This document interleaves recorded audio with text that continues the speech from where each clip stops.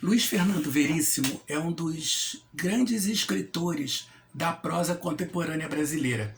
Escreveu romances, mas, sobretudo, ele escreveu crônicas. Tem vários livros de crônicas publicados e escrevia crônicas também para jornais.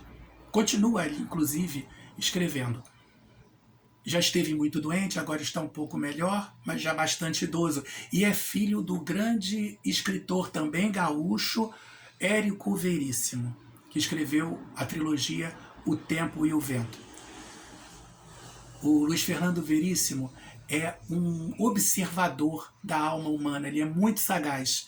E uma das vítimas favoritas da sua prosa extremamente ferina é a classe média brasileira.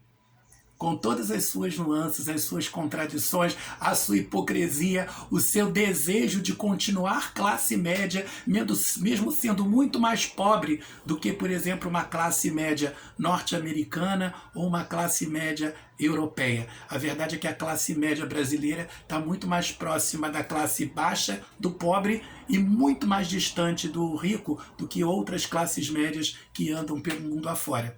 E essa classe média tem a sua própria moral, o seu próprio senso moral, os seus próprios pilares nos quais ela precisa se sustentar para se sentir, de alguma forma, respeitável. A crônica que acompanha esse vídeo chama-se A Aliança. E tem como tema principal não a aliança, mas a perda dela. A aliança, que é o símbolo sagrado do enlace matrimonial, do casamento, né? E aí o sujeito vai andando, ou melhor, dirigindo pela estrada fora, voltando para casa cansado do trabalho, pensando em como a vidinha dele de classe média, de trabalhador, é sem graça, né?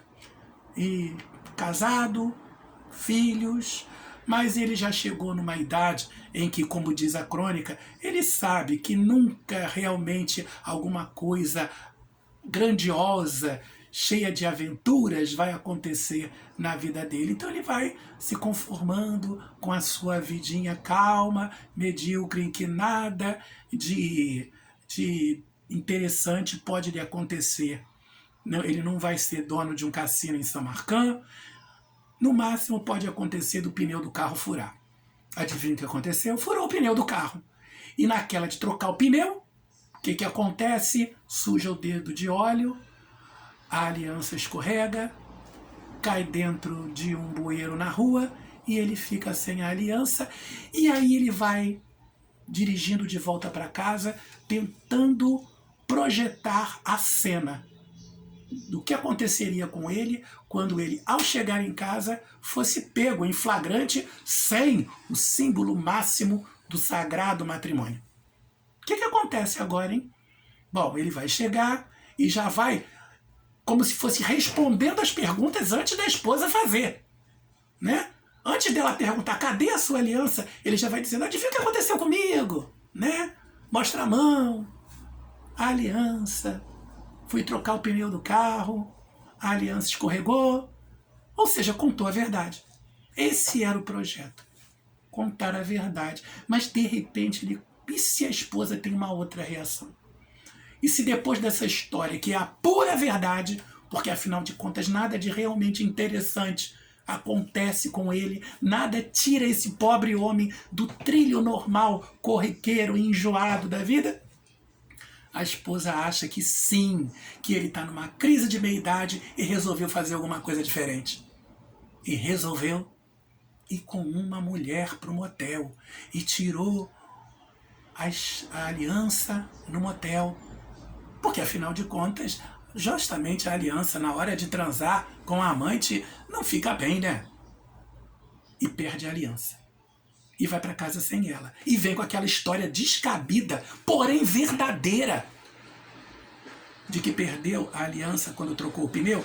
A mulher não acredita, briga com ele, vai embora de casa e ainda leva as crianças.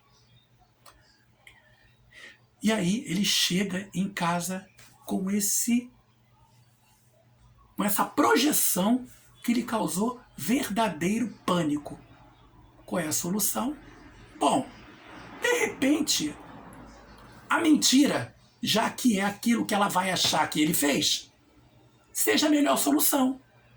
E ele já chega mentindo, dizendo que tirou a aliança para namorar com a amante num motel e perdeu a aliança. Pronto, acabou. Contei a verdade, eu sinto muito, se você quiser ir embora, vai. E aí vem a classe média com a sua moral para salvar o casamento, esse sagrado laço. Não, pelo menos, meu filho, você me contou a verdade. Podia ter mentido, mas me respeitou e contou a verdade. Tá tudo bem, vamos tentar esquecer isso. E aí, a mulher vai jantar. Ah, bendita classe média, em que uma mentira dita com sinceridade é capaz de salvar um casamento. Porque sinceridade é tudo, mesmo que seja mentira.